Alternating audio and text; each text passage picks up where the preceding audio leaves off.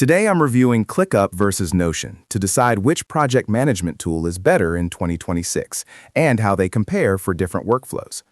ClickUp is a robust all-in-one work platform that combines task management, docs, goals, time tracking, automation, and integrations that aim to replace multiple tools at once.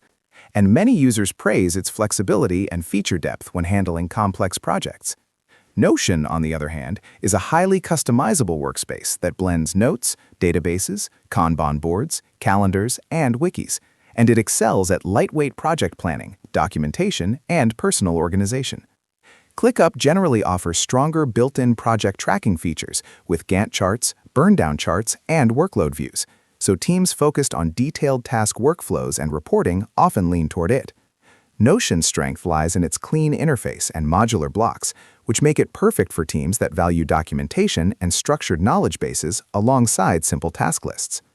Pricing for both has become competitive in 2026, but some ClickUp users mention that its many settings can feel overwhelming at first, and performance can lag with very large workspaces.